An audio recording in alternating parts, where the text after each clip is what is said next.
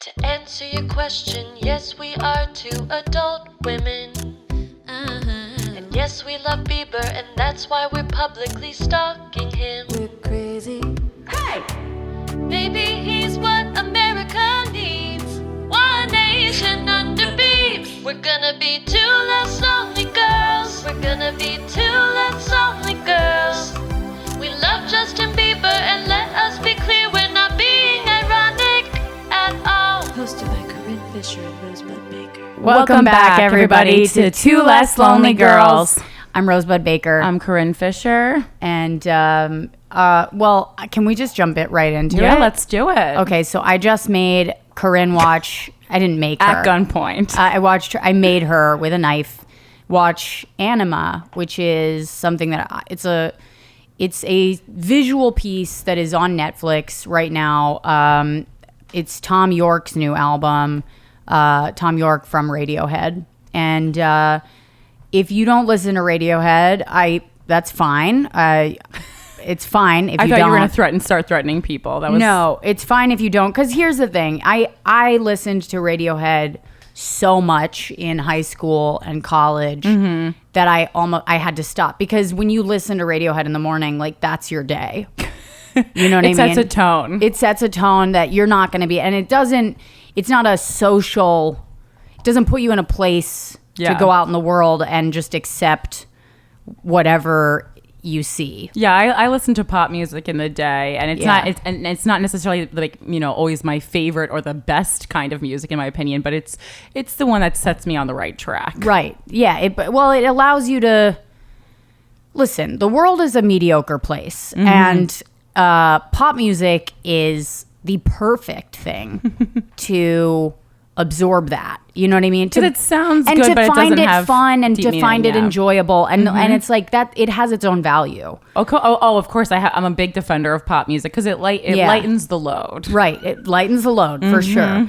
If you listen to Radiohead and that's like what you're into, cool. It's just gonna make it hard for you to interact with your coworkers. Right. Okay. It's all about like dystopian, existential dread and fucking dissatisfaction. Yeah, it's hard to get through like a cordial water cooler interaction if you just took in Radiohead. You can't. Someone would be like, how's Monday? And you're like, kill me. Yeah. You know what I mean? Like, you just can't answer those questions. Like, working hard, hardly working, you'll slice your arms open in front of your coworkers. Yeah. So, you know, I understand if you don't want to listen to Radiohead in the morning, but I hadn't listened to it in a while, and I watched this last night, and it's Thom Yorke's new album. It's 3 songs.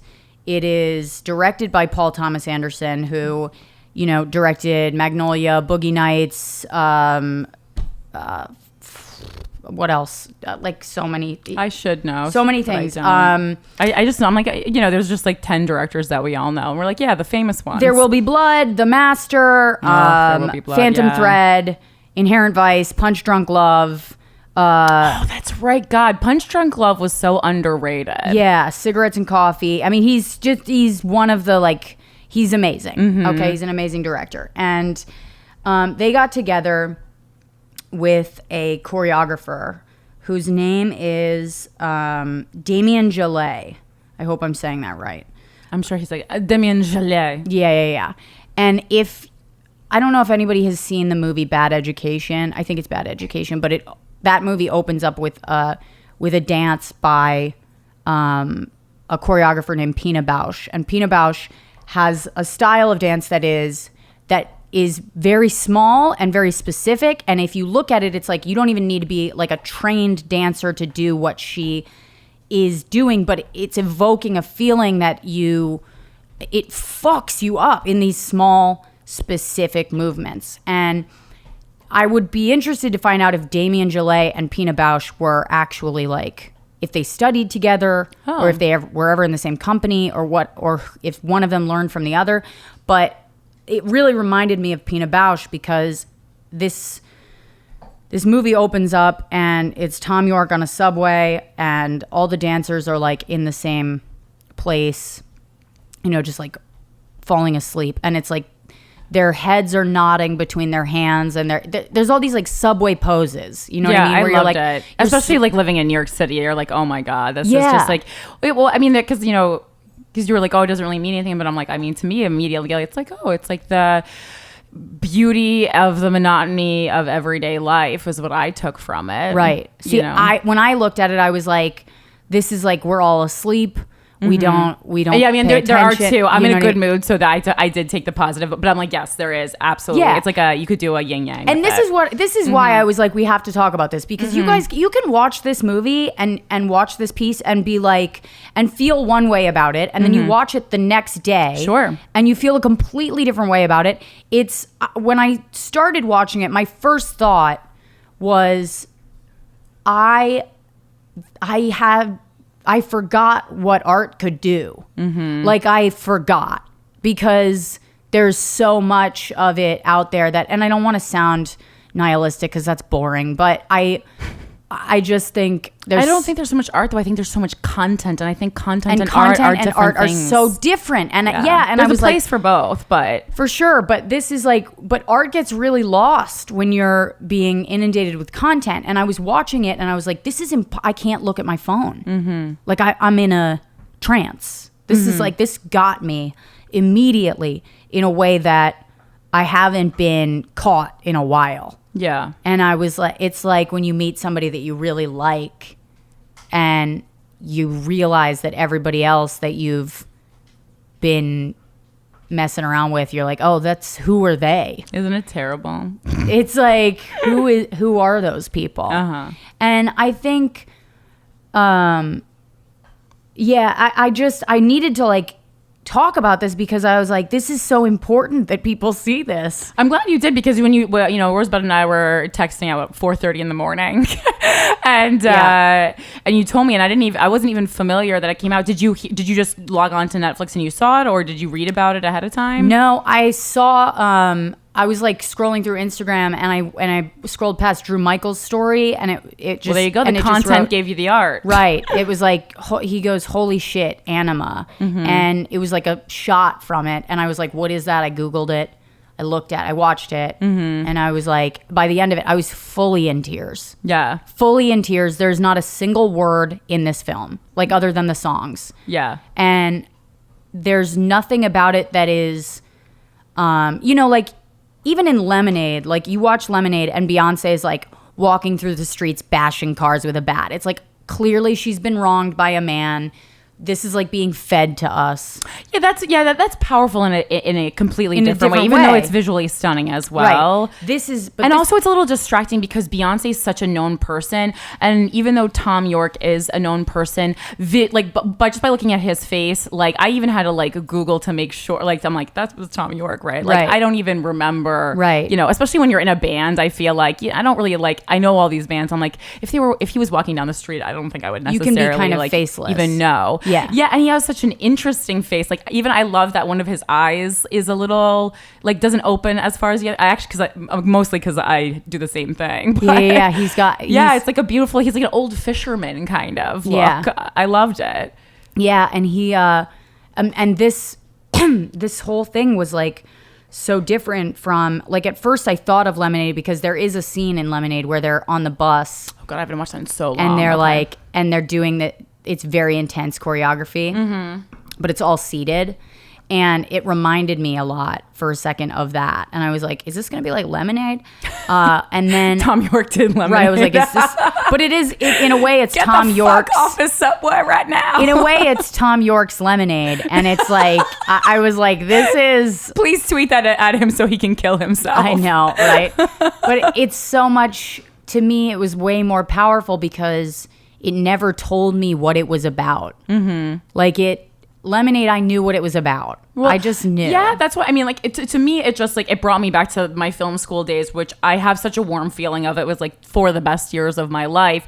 And when you had the time to just do this like slice of life piece that you never see. Yeah. And even when they show like short films or like, because they'll bundle short films and show them at like the IFC Center or something. Right. But it's just they're never getting the same kind of play that features are getting. Right. And it's kind of sad because I used to love seeing everyone's, 5, 10, 15-minute films in school. But like even today, like someone who went to film school, I probably wouldn't go unless someone like was like, can you come with me to this short film selection? Right. Yeah. And it's so beautiful. And that's why like every moment is so important, because when you're only working on 15 minutes, you don't have to, no one has to fuck. I don't have to see a tit. There's so much less. It can just be a piece. Yeah, you can do so much more with less. Yeah.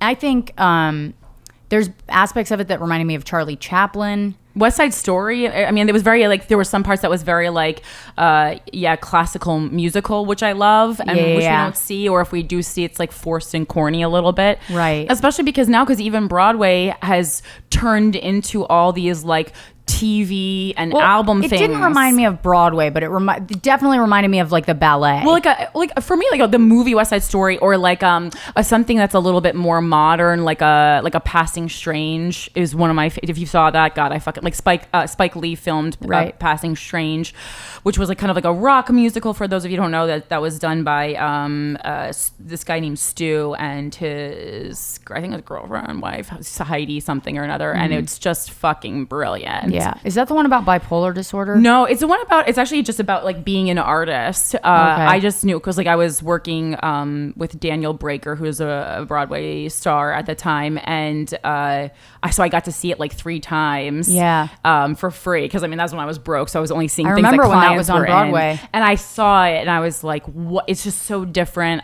And then I got the album, and then I watched Spike Lee's version of it. Yeah, and it's very hard to capture something from Broadway, but I think he did a really cool job. And I fucking love that musical. That's really cool. So good. Yeah, I mean, this is I just like really want people to watch it because I feel like it'll just it just will feed your soul in a way that I don't know that a lot of stuff out there can right now. Yeah, and especially it is something that we watched it on my phone just now, so it's like you can watch it on your phone. I had forgotten I had the Netflix app on my phone, and it made me sad because it reminded me, like, I've been thinking a lot lately about how many more like books I need to read, and just like and this is something I thought of last year too, but just like the time I waste, like it's like we waste so much time checking in on other people's lives when we should just be living our own. And it's so hard not to, because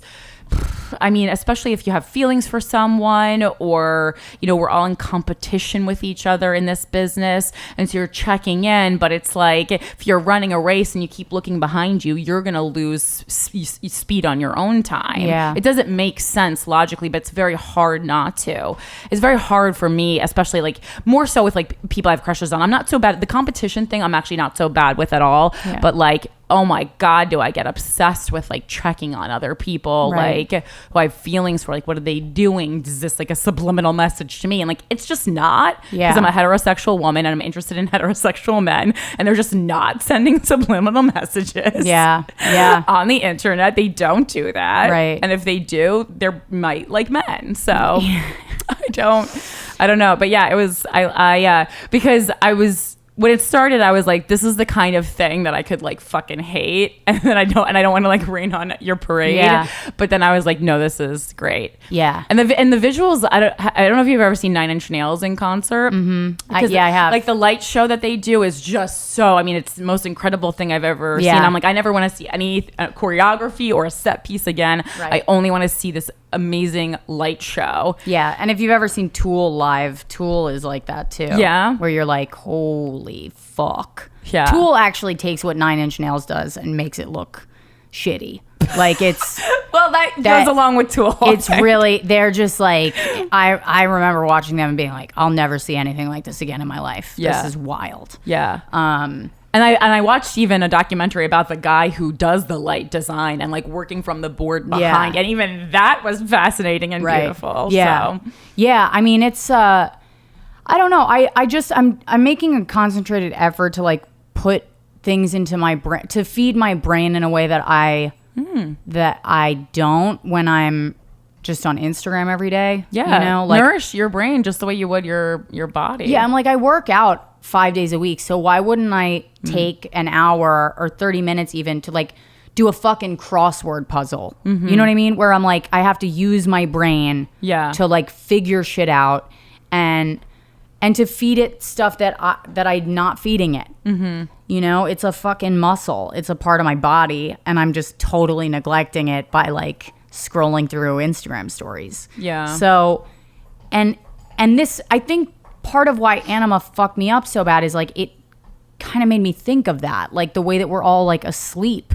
you know, like there's these people's bodies in this film, their bodies like almost don't work.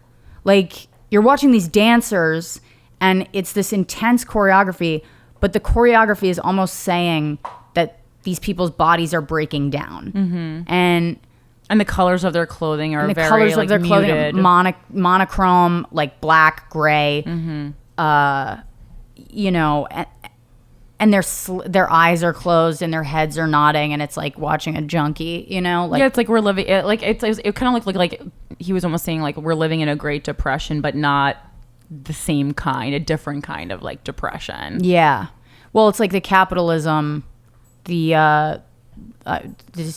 fucking capitalistic dystopic whatever nightmare that, and then he takes a glimpse of this girl, and you see like a flash of a smile on his face, and he goes back to sleep, and then as the thing goes on, they sort of come together, and I don't want to say exactly what happens because I can't tell you what it means, but Right. like that graffiti wall was where I got fucked up. Oh my god, yeah, they fall asleep and they end up in the same place, and then they start rolling over one another, and they sort of start to wake up to one another, and Because they had a moment of human interaction. right, they had like a moment where they're like staring into each other's eyes, and they wake one another up, and then you see them like run.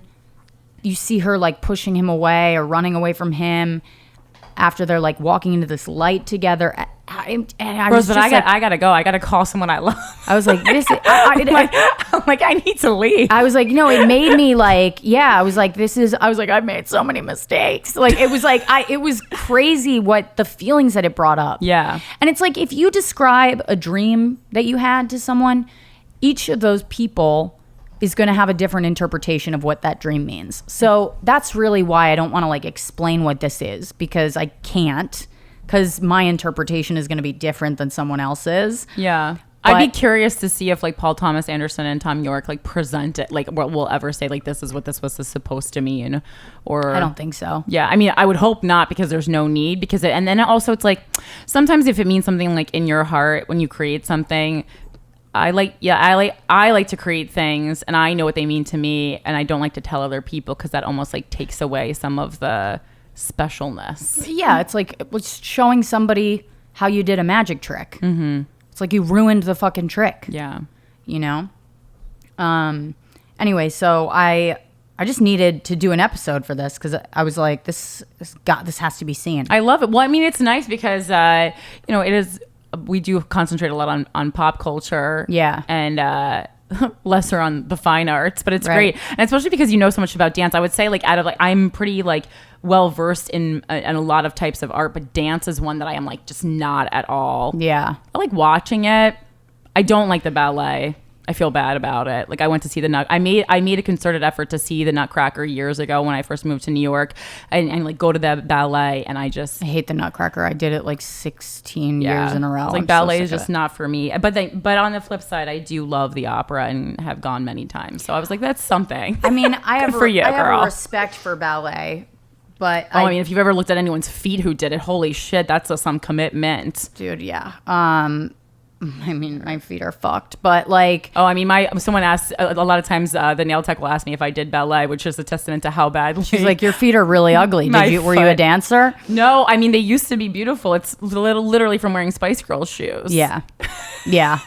And do I regret it? Not a moment. Yeah, dude, my toenails have fallen off and and grown back so many times that it's like a prehistoric. I need to get surgery, I think. Yeah, these are disgusting. Anyway, I love like modern dance, and this is such a gorgeous. I mean, the choreography in this is so good. It's so good, and it's like it shows you how much you can say with the body without saying anything, with your words, and it's just. I don't know. It's hard to podcast about something that leaves you fucking speechless, but I still needed to try, Yeah. No, I liked it. It's just different, and it let you take a breather, and it's beautiful because it's like it lets you take a rest and take in something that's truly great, right? But it really only takes 15 minutes, so it kind of hits both those things that we're looking for in society. But yeah, I mean, it was just a big reminder of like when you said all the like garbage that you're taking in, I'm like, yeah, you're absolutely right. Yeah, I mean, listen, if you can watch this the first time, if you look at your phone while you're watching this the first time, you're an idiot. I just need you to know that. Like I'm like, what do you mean if you look at your phone? Like if you can watch this thing, I'm just challenging anybody who decides I'm going to watch this. Okay. If you look at your phone while you're watching this. Oh, if you're not watching it on your phone. Okay, gotcha. If you're not watching it on your phone. Yeah, I was like, but Rosebud, we were looking at our phone the whole time because it's on a phone. No, I mean like if you're watching it on a TV screen and you look down at your phone to like, because it's like I do things like me and this is going to sound like the loneliest thing ever for two less lonely girls. Okay. So me and Alfred have summer movie nights where we watch a movie together because I don't know what to tell you guys. I have a dog who watches movies. Anyone who like Andrew Collin will vouch for me on this. Yeah. He watches full movies, the whole thing. Yeah. He watched a full episode of Euphoria with me last night. Interacted. Wait, really Charlie's chewing on a wire. Oh no, he's just on a wire. It's the bone. Oh, okay. He's just by the wire. Good, You're good. And like during that time, like I just put my phone in the other room and like we just are sharing a moment. Yeah. I'm watching it, and I think that's really important. Like just times when you like you don't even know where your phone is. Yeah. And you forget about it, and it's okay because if it's next to you, you're like, oh, is that guy like gonna text me? Oh, am I gonna get an email from my agent or whatever? These are the shit that I'm thinking about. Yeah. But, yeah. We all have our own shit that we're thinking about. No, 100%. What's making you less lonely this week, by the way? Summer movie nights with your dog? Well, yeah, because so it's like blah, blah days of summer, and I always forget the number. Dog Days of Summer? No, it's a number. Okay. I'm like... It's the movie with Zooey Deschanel and Joseph. 500. Okay, because I was like, what's the number? 500 I can Days never of Summer. remember the number. I've really been bad with numbers. So I don't know. I was just thinking about like... romantic movies that I've loved and like going back to the classic romantic because every movie I see now and every TV show there's so much like identity politics and like bias stuffed into it where they're like forcing it at us. They're like, I'm forcing body positivity at you. I'm forcing, this like liberals are good, conservatives are bad, and just like all this. And like we must accept everyone no matter what. If you want to put a penis on your nose, like you got to do this. And even though I agree with many of these sentiments, when you're force-fed them, it takes away what this ANIMA does so beautifully, which is leave you room to interpret it in a way that works for you in your life, which is really, in my opinion, what art is supposed to do. And so it's frustrating to me as a consumer of art and as an artist myself. And so I wanted to go back to just like more classic things that were just like stories of people. And we don't know if Zooey Deschanel is a liberal in this movie. She's just fucking existing, and everyone falls in love no matter what. And so I chose 500 Days of Summer because that's when I remembered liking. Sometimes, however, I go back and watch movies like Bridget Jones's Diary and I go, what the fuck is this garbage? Oh, yeah. And, because everything doesn't, some things go stale, right, including comedy specials for sure. And so this, I liked it. I didn't love it as much as I did, but it made me less lonely in that, I don't know, just spending time with my dog and remembering how hot Joseph Gordon-Levitt is, I suppose. Oh, yeah, I forget. But like in the movie, it's kind of like he's trying to force this relationship to happen when all along she's pretty clear that even though she's going to be, give it her all and be whimsical and charming and engaging while she's present, like she's not really thinking of him when they're not together. And it was just like a reminder of like trying to force things too hard and how we do that a lot with people, especially like it's interesting in this because it's flipped a little bit. I think normally like women do that a little bit more. Yeah. In movies, we see men do it, but I'm like, in life, I don't really see men do it that much. A couple of my friends will. Yeah. I don't know. So it was interesting. Yeah. I liked it. Didn't love it. Yeah. I liked that movie. I remember seeing it a while ago. Yeah, I need to watch Eternal Sunshine next. That was my other one that I wanted. That's my favorite movie of all time. Oh, is it? Yeah. Yeah. I was like, I fucking love that movie. I was like, I believe I own it. I own so many movies though that I like. Some I haven't even like opened up the DVD Dude, packaging. I love that movie. I own that movie. I own the script. It's like, oh yeah, yeah.